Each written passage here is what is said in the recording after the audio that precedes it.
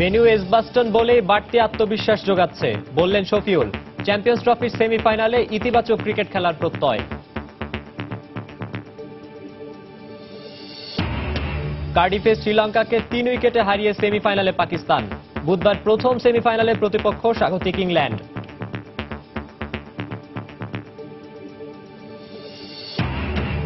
জুলাইয়ে অস্ট্রেলিয়া যাচ্ছে বিসিবির হাই পারফরম্যান্স টিম। মঙ্গলবার থেকে শুরু অনুশীলন। সফরে ভালো ক্রিকেট খেলার সংকল্প কোচ হেলমুটের। এবং জাতীয় হকি দলের কোচ অলিভার কার্টসকে বরখাস্ত করল ফেডারেশন। চুক্তির মেয়াদ থাকার পরও কাউকে না জানিয়ে নিরুদ্দেশ এই জার্মান প্রশিক্ষক।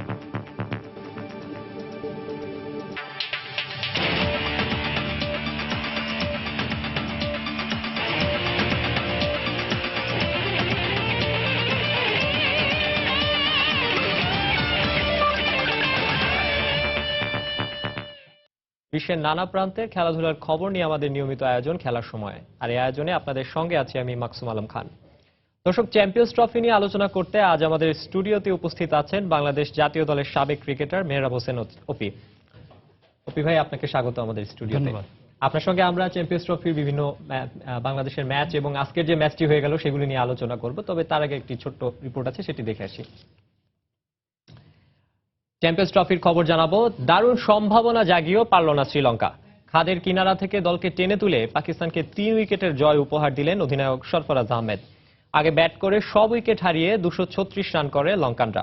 জবাবে 31 বল বাকি থাকতে দারুণ জয় পায় পাকিস্তান। কার্ডিফে টস হেরে ব্যাট করতে নেমে শুরুতেই ধাক্কা খায় লঙ্কানরা। দলীয় 26 রানে ফেরেন ওপেনার গুনাথিলাকা। এরপর ডিকুয়েলা ও মেন্ডিসের ব্যাটে চড়ে বড় সংগ্রহের আভাস দিচ্ছিল শ্রীলঙ্কা। কিন্তু ডিকুয়েলা 73 রানে আউট হলে চাপে পড়ে যায় তারা। নিয়মিত বিরতিতে উইকেট হারাতে থাকে শ্রীলঙ্কা। তাই শেষ পর্যন্ত অধিনায়ক ম্যাথিউসের 39, গুণারত্নের 27 ও লাকমালের 26 রানে চড়ে 236 রানের মাঝারি মানের পুঁজি পায় লঙ্কানরা। জবাব দিতে নেমে দারুণ শুরু করে পাকিস্তান। উদ্বোধনী জুটিতে ওঠে 74 রান। এরপর ফখর জামানের ব্যাটিংয়ে বেশ সহজ মনে হচ্ছিল পাকিস্তানের জয়, কিন্তু হঠাৎই ধস নামে তাদের ব্যাটিং লাইন আপে। দলীয় 162 রানে 7 উইকেট হারালে ম্যাচ থেকে একরকম ছিটকে পড়ে তারা। কিন্তু লঙ্কান ফিল্ডারদের একাধিক ক্যাচ ফেলার সুযোগে অধিনায়ক সরফরাজের 61 ও মোহাম্মদ আমিরের 28 রানে জয় নিয়ে মাঠ ছাড়ে পাকিস্তান।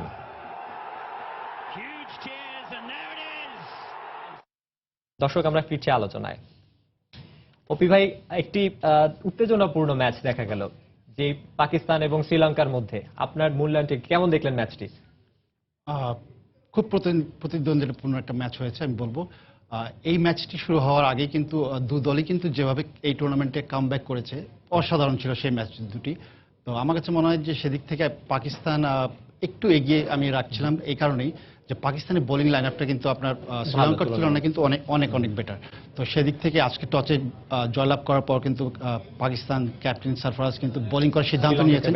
তিনি কিন্তু বলেছিলেন যে পিচ রিপোর্টে আপনার কিছু ময়েশ্চার আছে, কিন্তু ময়েশ্চারের আমার কাছে মনে হয় না প্রথম দিকে কোনো ময়েশ্চার তেমন ছিল, মানে কোনো কাজ করতে পেরেছে। কিন্তু আমি খুব অবাক হয়েছি যে আজকে 30 ওভার পরে যখন সেকেন্ড পাওয়ার প্লেতে যখন এন্ড করলো তখন কিন্তু বল আই ডোন্ট নো ওয়াই যা হঠাৎ করে বল স্টার্টেড টু সুইং করা। তো সেদিক থেকে আমি বলবো যে ওপেনিং বোলার জুনায়েদ খান এবং আমির অসাধারণ তখন বোলিং করেছেন 30 ওভার পরে, এবং যা কিনা আপনার শ্রীলঙ্কার মিডল অর্ডার ব্যাটসম্যানদেরকে কিন্তু ধস নামিয়েছেন ঠিক 30 থেকে 40 ওভারের ভিতরে। তো আমার কাছে মনে হয় অসাধারণ বোলিং করেছে পাকিস্তান এবং তাদেরকে খুব অল্প সংগ্রহে 236 রান আটকে রাখার মতো।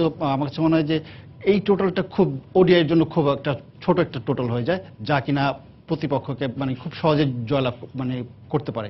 কিন্তু তারপরে টিম লাইক পাকিস্তান, আমরা কিন্তু সবসময় কিন্তু বলি যে পাকিস্তান আনপ্রেডিক্টেবল টিম একটা, আজকেও কিন্তু তার ব্যতিক্রম কিন্তু ঘটেনি। তো যদিও কিনা একটা সময় কিন্তু মনে হচ্ছিল পাকিস্তান ম্যাচ থেকে একেবারে ছিটকে পড়ে যাচ্ছে, তো তারপরেও অসাধারণ ব্যাটিং করেছে সরফরাজ আমি বলবো। আর ওপেনিং জুটিতে 74 রানের একটা পার্টনারশিপ যখন একটা যে কোনো সেটা কিন্তু ভিতটা কিন্তু গড়ে দিয়েছে আমি বলবো। আর তিনি কিনা 50 রান করেছেন মাত্র 33টি বল খেলে ফখর জামান। তার কিন্তু এটা কিন্তু দ্বিতীয় ওডিআই ছিল। তো তিনি, আমরা জানি যে তাদের ঘরোয়া ক্রিকেটের T20 ফরম্যাটে তিনি অসাধারণ ব্যাট করেছেন। তো তার কিন্তু সেই T20-র কিন্তু ছন্দটা কিন্তু আছে, কিন্তু সেই মেজাজটা কিন্তু আছে। তো তারপরেও আপনার আজহার আলী 34 অসাধারণ একটা পার্টনারশিপ ছিল সেটা, কিন্তু তাদের মেইন ব্যাটসম্যান যাদের উপর ভর করে পাকিস্তান বড় রানের স্বপ্ন দেখে, মোহাম্মদ হাফিজ এবং শোয়েব মালিক, তারা দুজনই কিন্তু এই ম্যাচে কিন্তু একটা হাই ভোল্টেজ ম্যাচ এটা, কিন্তু তারা দুজনই কিন্তু একেবারে মানে হতাশই বলবো আমি, পাকিস্তান দলকে হতাশই করেছে। সেক্ষেত্রে ক্যাপ্টেনের উপর কিন্তু বাড়তি একটা কিন্তু চাপ থাকেই সবসময়। সেটি তিনি ভালোভাবে উতরে গেছেন। অসাধারণ আমি বলবো যে তিনি সেটা খুব ভালোভাবে হ্যান্ডেল করেছেন সেই চাপটা, এবং শেষ পর্যন্ত নট আউট থেকে 61 নট আউট এবং দলকে জিতেছেন, মানে এক্সেপশনাল আমি বলবো যে তার batting। তবু ম্যাচটির কথা একটু বলবেন কিনা, যে এই ম্যাচটি কিন্তু এক সময় মনে হচ্ছিল যে পাকিস্তান জিতবে প্রথমে, যখন 236 রানে আউট করে দেওয়ার পর তারা কিন্তু প্রথম উইকেটে 74 রান তুলে ফেলে। এরপরে এক সময় মনে হচ্ছে যে না, শ্রীলঙ্কা জিতবে। এই যে ম্যাচটার কিন্তু এক ধরনের পেন্ডুলাম দুই দলের দিকেই ঘুরছে। মোমেন্টাম দুই দিকেই কিন্তু অনেকবার কিন্তু গিয়েছে, কিন্তু তারপর আমার কাছে মনে হয় যে শ্রীলঙ্কার টিম মোমেন্টামটা কিন্তু ধরে রাখতে পারেনি। তাদের কাছে সুযোগ এসেছিল, কিন্তু তারা কিন্তু সেগুলো কিন্তু মিস করে গিয়েছে। আমি যদি সারফরাজের কথাই বলি, সারফরাজ জয়ের জন্য যখন 20টি রান প্রয়োজন, তখন কিন্তু একটি উইকেট কিন্তু ভেরি ইম্পর্টেন্ট ছিল তখন শ্রীলঙ্কার টিমের জন্য, কিন্তু ঠিক তখনই কিন্তু শ্রীলঙ্কা টিম দুবার কিন্তু তাকে লাইফ দিয়েছে। তো স্বাভাবিক, আপনি এই ধরনের ম্যাচে যখন লাইফ দিবেন, আর প্লেয়ার লাইক সারফরাজ একাই কিন্তু তিনি ম্যাচটি জিতিয়ে দিয়েছেন। আপনার মনে হয় কিনা যে এই ক্যাচ দুটির কারণে আসলে শ্রীলঙ্কা ছিটকে গেল ম্যাচ থেকে?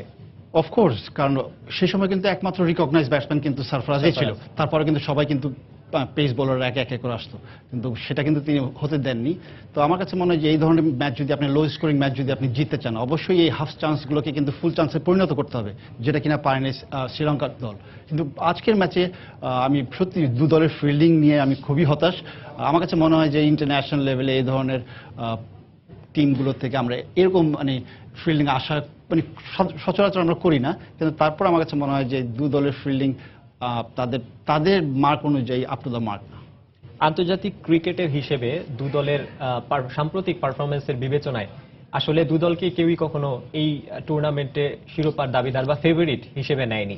তারপরে দু দলের মধ্যে এক দল যদিও বাদ পড়ে গেল, শ্রীলঙ্কা এবং পাকিস্তান কিন্তু একটু আগেই বলছেন আনপ্রেডিক্টেবল দল, তারা উঠে গেল সেমিফাইনালে। তাদের আসলে এই চমকটা কিভাবে দেখছেন? আর আনপ্রেডিক্টেবল যেহেতু একটা দল, আর এই টুর্নামেন্টে কিন্তু কোথাও কিন্তু এই টুর্নামেন্টে যখন শুরু হয় তখন কিন্তু পাকিস্তান কিন্তু কোনোভাবেই কিন্তু ফেভারিট ছিল না, এমনকি ক্যাপ্টেন সারফরাজও কিন্তু সেই কথাই কিন্তু বলেছেন। তো তারপর আমার কাছে মনে হয় যে তাদের সাউথ আফ্রিকার সাথে যেভাবে কাম ব্যাক করে আবার এই টুর্নামেন্টে ব্যাক করেছে, আমার কাছে মনে হয় সেই আত্মবিশ্বাসটা কিন্তু আজকে ম্যাচে কিন্তু ছিল, এবং পেস বোলাররা যথেষ্ট বলবো ভালো বোলিং করেছে, এবং পাশাপাশি ব্যাটসম্যানরা যে লাস্ট ম্যাচ যেরকম একটা ম্যাচ উপহার দিয়েছে সেটা কিন্তু ব্যাটসম্যানরা কিন্তু সফল মোটেও না, কিন্তু তারপরেও লো স্কোরিং ম্যাচ বলে আমার কাছে মনে হয় যে পাকিস্তান অনেকটাই কিন্তু আজকের ম্যাচে কিন্তু বেঁচে গিয়েছে আমি বলবো। আর পাশাপাশি শ্রীলঙ্কা যেভাবে লাস্ট ম্যাচ যেভাবে তারা জিতেছে ভারতের সাথে, শক্তিশালী ব্যাটিং লাইন আপ ছিল তাদের, আমার কাছে মনে হয় যে এরকম একটা ব্যাটিং লাইন আপের এগেনস্টে ম্যাচ জেতার পর প্রতিটা প্লেয়ারই কিন্তু একটু বাড়তি কিন্তু উজ্জীবিত থাকে, কিন্তু আজকে কিন্তু সেটার কোনোভাবেই কিন্তু প্রতিফলন কিন্তু মাঠে দেখা যায়নি শ্রীলঙ্কা টিমের কোনো খেলোয়াড় কি। তো আমার কাছে মনে হয় যে সেদিক থেকে অনেকটাই পিছিয়ে ছিল আজকের ম্যাচে শ্রীলঙ্কা। আসলে অপি ভাই, এবারের চ্যাম্পিয়ন্স ট্রফিতে গত কয়েকটি ম্যাচই খুব এক্সাইটিং হচ্ছে। শ্রীলঙ্কা, ইন্ডিয়া এবং সাউথ আফ্রিকা এবং পাকিস্তান, লাস্ট বাংলাদেশ এবং নিউজিল্যান্ড, সবগুলো ম্যাচই কিন্তু বেশ এক্সাইটিং। আপনার কি মনে হয় এবার চ্যাম্পিয়ন্স ট্রফিতে বেশ জমছে? অফকোর্স, এবং এশিয়ার তিনটি দলই কিন্তু এখন কিন্তু সেমিফাইনালে। তো আমার কাছে মনে হয় যে টুর্নামেন্টটা যখন শুরু হয়েছিল কিন্তু আপসেটও আছে, আমি বলবো আপসেট অস্ট্রেলিয়া টিমকে আপনি যদি দেখেন, তারা কিন্তু দুর্ভাগ্য সত্যি যে তারা কোনো ম্যাচই ঠিক মতো কিন্তু সম্পূর্ণভাবে ম্যাচ খেলতে পারেনি এবং এই টুর্নামেন্ট থেকে বিদায় নিতে হয়েছে। অপরদিকে বাংলাদেশ, আমি বলবো যে অবশ্যই বাংলাদেশের জন্য বৃষ্টি বিঘ্নিত ম্যাচে আপনার অস্ট্রেলিয়ার সাথে এক পয়েন্ট ভাগাভাগি করে নেওয়ার কারণে একটা সুযোগ তৈরি হয়েছিল, এবং সেই সুযোগটা কিন্তু আমরা কিন্তু অসাধারণ আমি বলবো যে ভাবে কাজে লাগিয়েছি। নিউজিল্যান্ডের এগেনস্টে জয়লাভ করে আমি সেমিফাইনাল খেলার উন্নতি, তো অসাধারণ ছিল সেটা। আর পাকিস্তানের সাউথ আফ্রিকা এগেনস্টে জয়, এরকম একটা জয় এসে যারা কিনা আপনার ওডিআই র্যাঙ্কিংয়ে 8 নম্বর দল, তারা এখন সেমিফাইনালে খেলবে, এটা কিন্তু আনএক্সপেক্টেবল। 1 নম্বর দলকে হারিয়ে, তাও আবার 1 নম্বর দলকে হারিয়ে, তো এটা সত্যি মানে এটা কিন্তু এই টুর্নামেন্ট শুরু হওয়ার আগে কিন্তু কেউ কিন্তু আমার কাছে মনে হয় না যে এটা এক্সপেক্ট করেছিল যে আমরা 8 নম্বর দলকে পাকিস্তানকে আমরা দেখবো সেমিফাইনালে। তো এই জন্যই পাকিস্তানকে সবসময় আনপ্রেডিক্টেবল বলা হয়, তারা যে কোনো সময় তারা ঘুরে দাঁড়াতে পারে। তো অসাধারণ আমি বলবো যে তাদের এই ইউনিটটা আমি বলবো যে ইয়াং ইউনিটটা যারা খেলছে অসাধারণ, আমি বলবো লাস্ট দুটি ম্যাচ খেলেছে এবং তাদের সেই পারফরমেন্সই কথা বলে যে তাদের সেমিফাইনালে যাওয়ার পথ তৈরি করে দিয়েছে। আনপ্রেডিক্টেবল পাকিস্তান আসলে সবসময় ছিল, তো কতটা তাদের আপনি দেখছেন যে তাদের সম্ভাবনা আছে যে তারাও শিরোপার দাবিদার, বা কতটা মনে করছেন যে তারা ফাইনালে যেতে পারে বা ভালো কিছু করতে পারে? আমার কাছে মনে হয় যে সেমিফাইনালে প্রতিপক্ষ ইংল্যান্ড তাদের জন্য একটু শক্তিশালী, অবশ্যই বলবো। এই মুহূর্তে কিন্তু একমাত্র ইংল্যান্ড দল ব্যাটিং, বোলিং, ফিল্ডিং তিনটা ডিপার্টমেন্টে কিন্তু অসাধারণ খেলছেন। তো আমার কাছে মনে হয় যে প্রতিপক্ষ যথেষ্ট শক্তিশালী। যদি পাকিস্তানের এই ম্যাচ থেকে ইংল্যান্ডের সাথে যদি জিততে চায়, তো আমার কাছে মনে হয় যে অবশ্যই তাদের ব্যাটিং, বোলিং, ফিল্ডিং এই তিনটা ডিপার্টমেন্টে ইংল্যান্ডের থেকে অনেকটাই এগিয়ে থাকতে হবে। আর এই মুহূর্তে এগিয়ে থাকবে আমার কাছে মনে হচ্ছে না, বিকজ তাদের মাইনাস পয়েন্ট হচ্ছে পাকিস্তান দলের কিন্তু ফিল্ডিং। তারা অতিরিক্ত আজকের ম্যাচে যদি আমি বলি, তারা কিন্তু অতিরিক্ত 30টি রান কিন্তু তারা মিস ফিল্ডিংয়ে কিন্তু করেছে। তো এই ধরনের ম্যাচে যদি আপনি 30টি রান যদি দিয়ে দেন, আপনি সেমিফাইনালে গিয়ে যদি প্রতিপক্ষ যদি ইংল্যান্ড হয়, তো ইংল্যান্ডের সাথে 30টি রান দেওয়া মানে সুইসাইড করা আমার কাছে মনে হয়।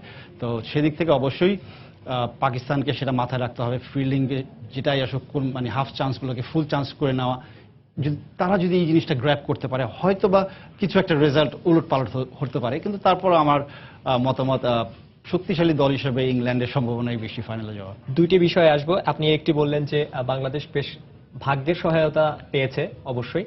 আর একটি কথা আছে যে আসলে ভাগ্য সাহসীদের সঙ্গেই থাকে, সেটি নিশ্চয়ই সেমিফাইনালে যাত্রাপথে বাংলাদেশের সঙ্গে ভাগ্য ছিল এবং যে দুর্দান্ত তারা পারফরমেন্স দেখেছে সব মিলিয়েই তারা এসেছে। আরেকটি বিষয় বলছিলেন যে এই ধরনের মঞ্চে এসে আসলে ছোটখাটো ভুলও অনেক বড় হয়ে যায়, যেটি আমরা কয়েকটি ম্যাচেই দেখলাম। সামনে বাংলাদেশের সেমিফাইনালে যে বিগ ম্যাচটি আছে, এই ম্যাচটিকে বাংলাদেশের জন্য এমন কিনা যে একেবারে ফ্ললেসলি খেলতে হবে, কোনো খুঁত ছাড়া? নো ডাউট যে টিম লাইক ইন্ডিয়ার যাদের ব্যাটিং মানে লাইন আপ এত স্ট্রং, আমরা যদি রবীন্দ্র জাদেজার কথা বলি, তিনি কিনা ভারতীয় দলে 8 নম্বর ব্যাটসম্যান।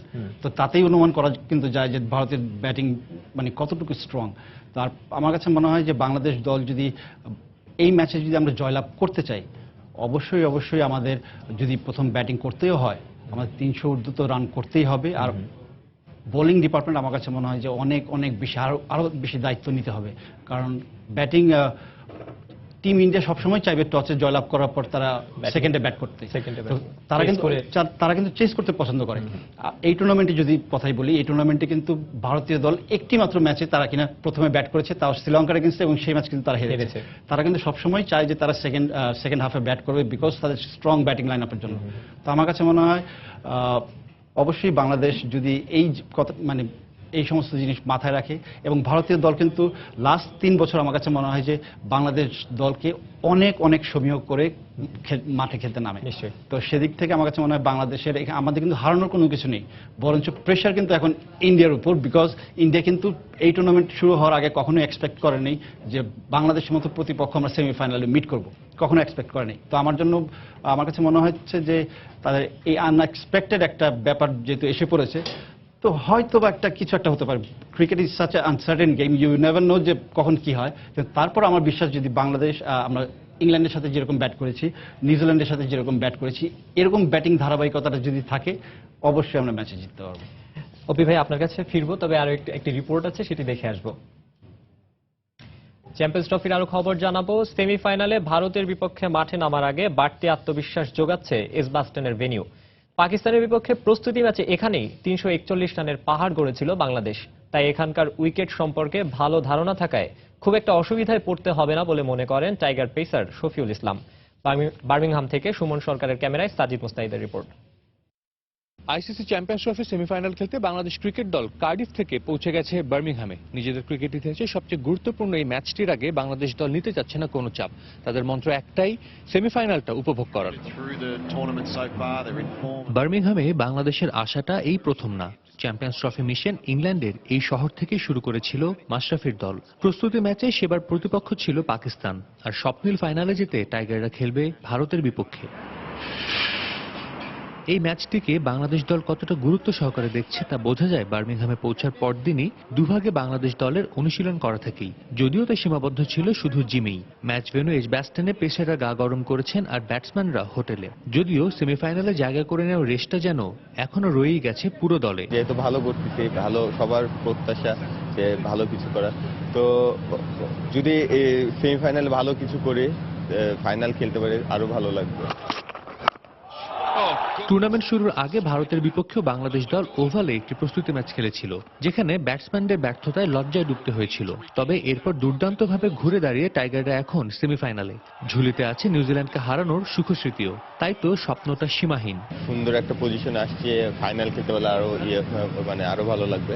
তো আমরা যদি আমাদের রেপুটেশন অনুযায়ী খেলতে পারি, আমরা যেরকম ক্রিকেট খেলে আসছি ওই রকম যদি খেলতে পারি, হ্যাঁ অবশ্যই ইন্ডিয়া অনেক ভালো টিম। তো আমরা যদি আমাদের 100% দিতে পারি অবশ্যই চান্স থাকবে, এবং আমরা চেষ্টা করলে অবশ্যই এটা সম্ভব। এজবাস্টন বাংলাদেশের বিপক্ষে নতুন ভেন্যু নয়। পাকিস্তানের বিপক্ষে ম্যাচ খেলে সেমিতে তা কিছুটা হলেও যে সাহায্য করবে তার বলার অপেক্ষা রাখে না। এই ভেন্যুতে আমরা প্র্যাকটিস ম্যাচ খেলছি, যা মানে পাকিস্তানের সাথে খুব ভালো হয়েছে। তো আমরা ওই তো বললাম মানে সব মাটি তো একই টাইপের, সিমিলার ওয়েদার একই। তো আমরা যেভাবে ক্রিকেট খেলে আসছি ওইভাবে যদি ক্রিকেট খেলে আসতে পারি তাহলে ভালো কিছু হবে। সোমবার পুরো দল দুভাগে ভাগ হয়ে অনুশীলন করলেও ভারতের বিপক্ষে ম্যাচকে সামনে রেখে মঙ্গলবার পুরো দলের একসাথে অনুশীলন করার কথা রয়েছে। সাজিদ মুস্তাহিদ, সময় সংবাদ, এজবাস্টন, বার্মিংহাম, ইংল্যান্ড। দর্শক, আমরা রিপোর্টটি দেখলাম, আবারও ফিরবো আলোচনায়। অপি ভাই, যেমনটি শফিউল ইসলাম বলছিলেন যে পুরো দলটা কিন্তু বেশ উজ্জীবিত, এখনো সেই সেমিফাইনালের রেসটা সবার মধ্যে আছে, যে দারুণ জয়টি। অফকোর্স এটা থাকার কথা, কারণ আমার কাছে মনে হয় যে এই যাবৎ কাল পর্যন্ত বাংলাদেশ ক্রিকেট ইতিহাসে সবচাইতে শ্রেষ্ঠ ম্যাচটি আমরা খেলেছি লাস্ট ম্যাচ আমরা নিউজিল্যান্ডে এগেইনস্টে। অসাধারণ আমি বলবো। এবং এই ম্যাচে আমাদের কিন্তু খুবই প্রয়োজন ছিল যে আমাদের মিডল অর্ডার যারা ব্যাট করছিল, সাকিব আল হাসান কিন্তু অনেক দিন ধরেই কিন্তু ব্যাটে কিন্তু তিনি ছন্দে ছিলেন না। সেই মাহমুদুল্লাহ রিয়াদ তিনিও কিন্তু ছন্দে ছিলেন না। একই সাথে তাদের ছন্দে ফিরে আসাটা আমার কাছে মনে হয় যে এই মুহূর্তে খুব দরকার ছিল, এবং সেটা সঠিক সময়ে তারা ক্লিক করেছে, এবং অসাধারণ দুটি সেঞ্চুরি। আমি যতদূর আমার ক্রিকেট ক্যারিয়ারে বলেন, আমার অভিজ্ঞতা থেকে আমি দেখেছি যে অফ ফর্ম থেকেও মানুষ কামব্যাক করে, কিন্তু 40-45 রান করে তারা কামব্যাক করে, কিন্তু এরকম অসাধারণ পরপর দুজন ব্যাটসম্যানই সেঞ্চুরি করে, আর তাও আবার ইন্টারন্যাশনাল লেভেলে, মানে বাংলাদেশের জন্য আমি বলবো যে অসাধারণ। আসলে অভিজ্ঞতার দাম বোধ হয় এখানেই, যে গুরুত্বপূর্ণ সময় অভিজ্ঞতা তো এখানে কাজে তারা লাগিয়েছি, এবং আমার কাছে মনে হয় যে এই ধরনের ম্যাচ আমরা খুব সেঞ্চুরিতে একটা দেখতে পাই কিনা আমার কাছে মনে হয় যে এটা সন্দেহ। অসাধারণ ছিল। এছাড়া আমরা যদি বার্মিংহামের উইকেট নিয়ে কথা বলি, এজবাস্টনের এর আগে কিন্তু বাংলাদেশ দল প্রস্তুতি ম্যাচে খেলেছে পাকিস্তানের বিপক্ষে, খুব হাই স্কোরিং ম্যাচ ছিল সেটি, যদিও হেরে যায়। তারপর আপনি উইকেটটা নিয়ে কি বলবেন, মানে কত রান আসলে হলে বাংলাদেশ যদি প্রথমে ব্যাট করে? দেখুন, ইন্ডিয়ার মতো শক্ত ব্যাটিং লাইন আপের এগেনস্টে কিন্তু আপনার অবশ্যই 300 ঊর্ধ্ব রান করতে হবে। আমরা যদি শফিউলের কথাতে ফিরে যাই, শফিউল তিনি বলছিলেন যে এজবাস্টনে তাদের খেলার অভিজ্ঞতা আছে, এবং তারা আমরা পাকিস্তানের সাথে কিন্তু প্র্যাকটিস ম্যাচে সেখানে 341টি রান করেছিলাম, এবং অফকোর্স যে সেটা মানে ব্যাটসম্যানদের জন্য উইকেট, এবং আইসিসি টুর্নামেন্ট হওয়া মানেই আমার কাছে মনে হয় যে তারা একেবারে ব্যাটসম্যানদের জন্য উইকেট বানায়, বিকজ অফ এখানে কিন্তু অনেক বাণিজ্যিকরণের কিন্তু ব্যাপার স্যাপার থাকে। আসলে দর্শক রান দেখতে চায়, প্লাস অনেক বাণিজ্যিকরণের ব্যাপার থাকে, আর বিধায় আমার কাছে মনে হয় যে ব্যাটসম্যানদের জন্য উইকেটটি করা হয়েছে। এবং এজবাস্টনে যেহেতু আমরা 341 করে পাকিস্তানের মতো দলের সাথে কিন্তু আমরা বোলিং করে কিন্তু তাদেরকে আটকাতে পারিনি, এটাও কিন্তু আমাদের মাথায় রাখতে হবে। আর সেখানে কিন্তু আমাদের এই মাঠে কিন্তু খেলা বিশ্বের সবথেকে শক্তিশালী ব্যাটিং লাইন আপের এগেনস্টে। তো আপনি সহজেই আমার কাছে মনে হয় যে অনুমান করা যায় যে আমরা পাকিস্তানের মতো দলকে 341 রান করে আমাদের বোলিং দিয়ে আটকাতে পারিনি। তো অফকোর্স যে ইন্ডিয়ার সাথে কিন্তু আমাদের বোলিং লাইন আপে আমার কাছে মনে হয় যে লাস্ট ম্যাচ আমরা যেরকম বোলিং অ্যাটাক নিয়ে খেলেছি, এর থেকে বেটার অপশন যেহেতু আমাদের হাতে এখন নেই, তো অফকোর্স এরাই থাকা উচিত, এবং আরেকটু বেশি মনোযোগ হওয়া উচিত। বিকজ টিম ইন্ডিয়াকে আপনি যদি অ্যাটাক করতে যান, আমার কাছে মনে হয় যে পেস বোলারদের দিয়ে সেটা হবে ভুল সিদ্ধান্ত। যদি আমরা কিনা প্রথম থেকে যদি কন্টেইন করে চিন্তা করি যে না একটা লাইনের লেন্থে যদি বোলিং করে যাব, তো আমার কাছে মনে হয় সেটাই উত্তম দিক হবে। বলা হয়ে থাকে যে বড় টুর্নামেন্ট, বৈশ্বিক আসর, এগুলো আসলে শুধুমাত্র পারফরমেন্স দিয়েই জেতা যায় না, বা র্যাঙ্কিং বা আপনার প্লেয়ার না, শুধুমাত্র এটা দিয়েই হয় না। মাঠের বাইরে অনেক স্ট্র্যাটেজি লাগে, এবং ওই স্ট্র্যাটেজিটা বাস্তবায়ন করার জন্য আসলে ওই রকম চরিত্রগুলোকেও ওইভাবে পারফর্ম করতে হয়। আপনার কি মনে হয় যে বাংলাদেশের কতটা সম্ভাবনা দেখছেন, এবং কি কৌশল বাংলাদেশের অবলম্বন করা উচিত ভারতের বিপক্ষে? সিম্পল, আমার কাছে মনে হয় ভেরি সিম্পল, যে ব্যাটিংয়ে যদি আমাদের যদি প্রথমে যদি ব্যাটিং করার সুযোগ পাই, অবশ্যই এখানে আমাদের 300 ঊর্ধ্ব রান অবশ্যই করতে হবে যদি ইন্ডিয়ার মতো টিমের সাথে আমরা জিততে চাই। আর বোলিং আমার কাছে মনে হয় যে এই টুর্নামেন্টে বেস্ট বোলিং পারফরমেন্সটা আমাদের আগামী ম্যাচে ইন্ডিয়ার সাথে করতে হবে যদি আমরা ম্যাচে জিততে চাই, এবং বোলারদের সাহায্য করার জন্য আমার কাছে মনে হয় যে ফিল্ডাররা যথেষ্ট ইতিমধ্যে ভালো ফিল্ডিং করছেন।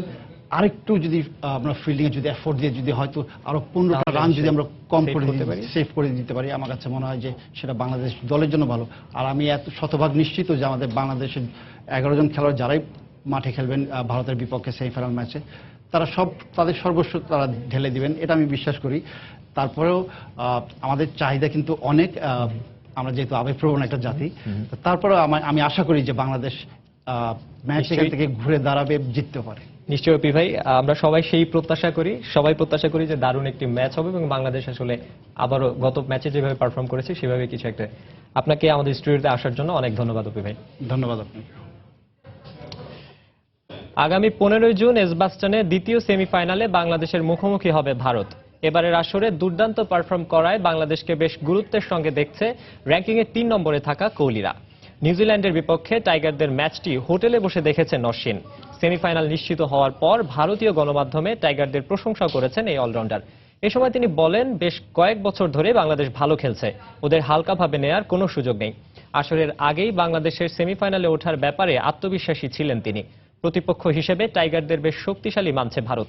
এ সময় বাংলাদেশ দলে বেশ কজন ভালো ক্রিকেটার আছে বলেও জানান অশ্বিন। এসব বিষয় মাথায় রেখেই একাদশ সাজানোর পরিকল্পনা আছে ভারতের, এটিও জানান তিনি। চোকার্স এবং দক্ষিণ আফ্রিকা, ক্রিকেট বিশ্বের সমার্থক দুই নাম। ক্রিকেট দুনিয়ার বড় মঞ্চে সবসময় ভেঙে পড়ার এক ধারাবাহিক দল এই দক্ষিণ আফ্রিকা। নিজেদের ক্রিকেট ইতিহাসে প্রায় পুরোটা সময় জুড়েই সেরা দলের তকমা গায়ে জড়িয়েও আইসিসির যে কোনো বড় টুর্নামেন্টে তাদের হাস্যকর পারফরম্যান্স আলোচনার ঝড় তোলে গোটা বিশ্বে।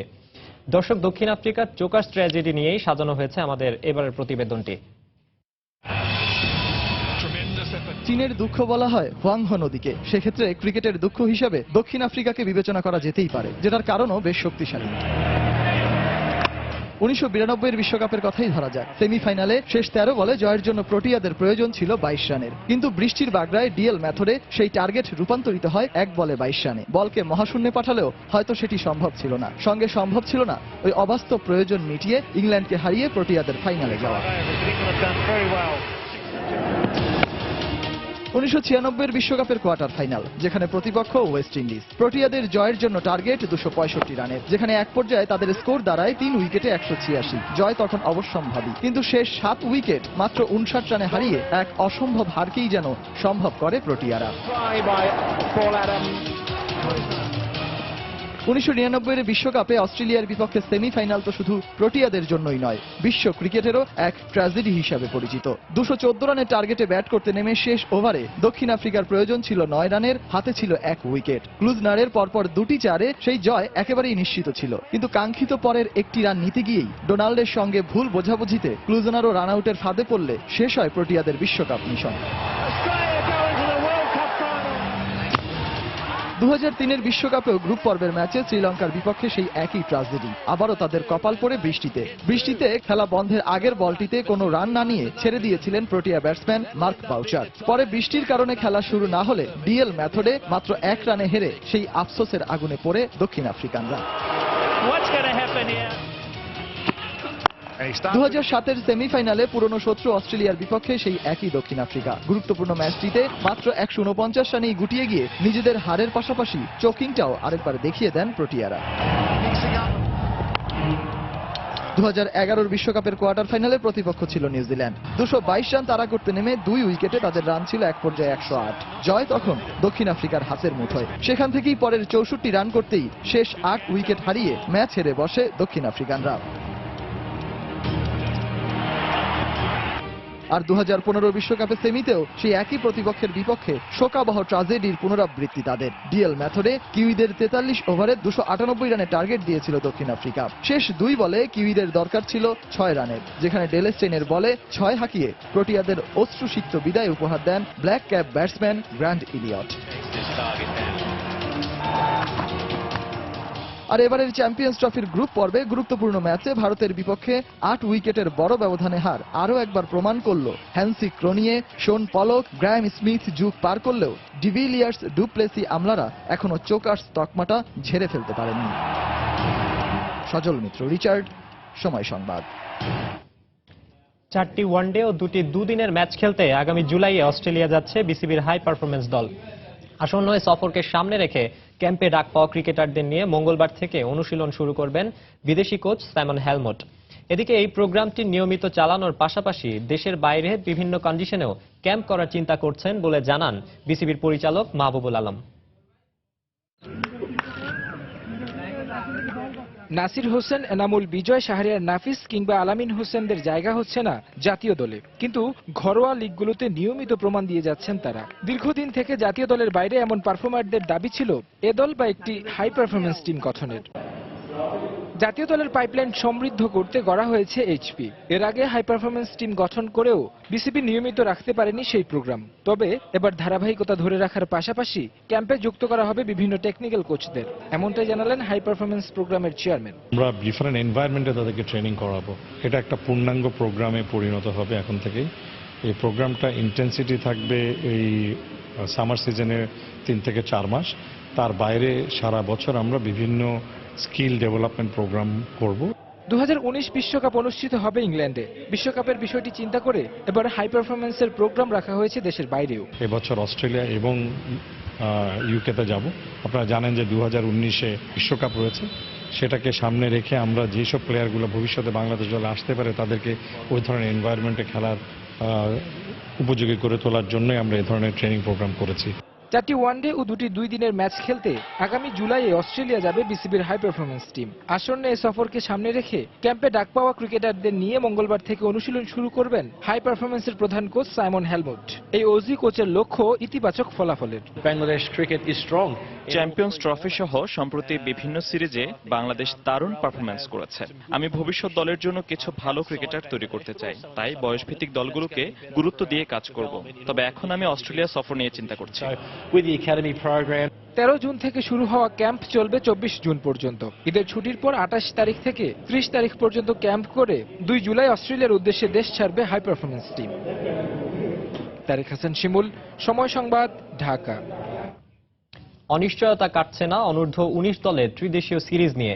জুলাইয়ে ভারতে অনুষ্ঠিত হওয়ার কথা ছিল শ্রীলঙ্কা, বাংলাদেশ ও ভারতকে নিয়ে এই ত্রিদেশীয় সিরিজ। ভারতের অনিচ্ছার কারণে পিছিয়ে যাচ্ছে এই সিরিজটি।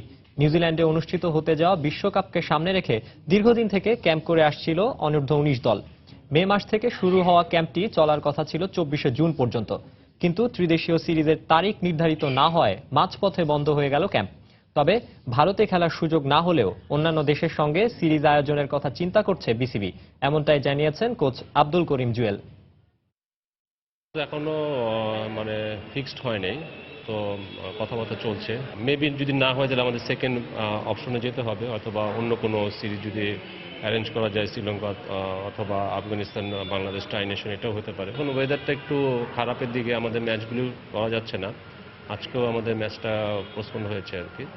তো আমরা চাচ্ছি ঈদের পরে এসে আমরা নতুন করে আবার কিছু ম্যাচ অ্যারেঞ্জ করার জন্য। খেলার সময় আরও থাকছে। মঙ্গলবার আন্তর্জাতিক প্রীতি ফুটবলে পৃথক ম্যাচে মাঠে নামবে ব্রাজিল ও আর্জেন্টিনা। মেসিদের প্রতিপক্ষ সিঙ্গাপুর এবং সেলেসাওদের অস্ট্রেলিয়া।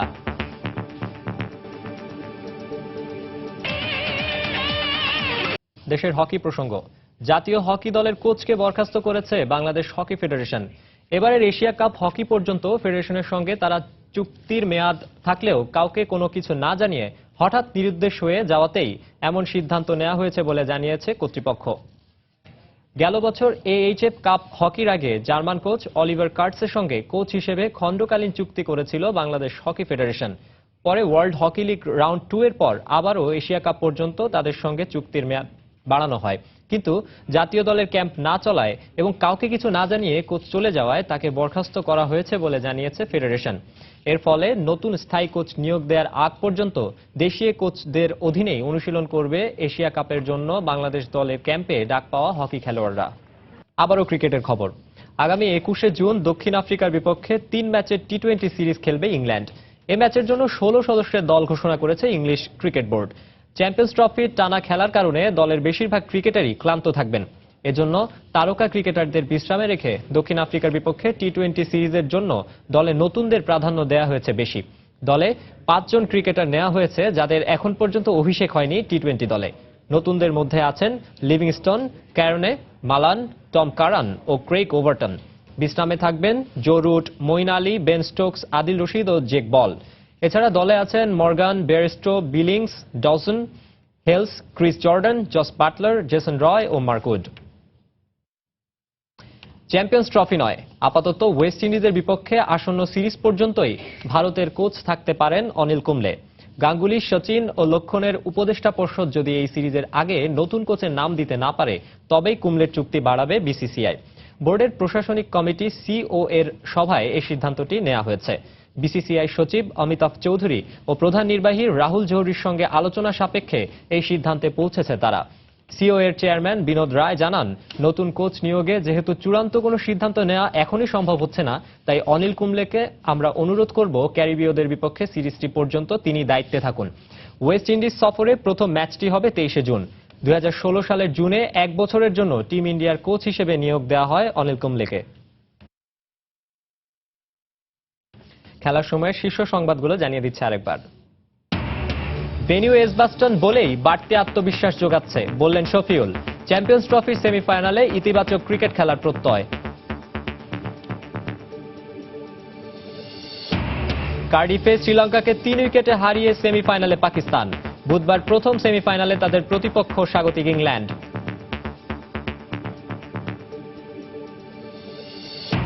জুলাইয়ে অস্ট্রেলিয়া যাচ্ছে বিসিবির হাই পারফরম্যান্স টিম। মঙ্গলবার থেকে শুরু অনুশীলন। সফরে ভালো ক্রিকেট খেলার সংকল্প কোচ হেলমুটের। এবং জাতীয় হকি দলের কোচ অলিভার কার্টসকে বরখাস্ত করল ফেডারেশন। চুক্তির মেয়াদ থাকার পরও কাউকে না জানিয়ে নিরুদ্দেশ এই জার্মান প্রশিক্ষক।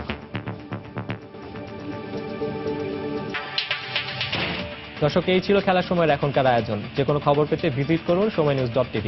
আর খেলার জগতের সব খবর, সর্বশেষ খবর জানতে সঙ্গেই থাকুন সময়ের।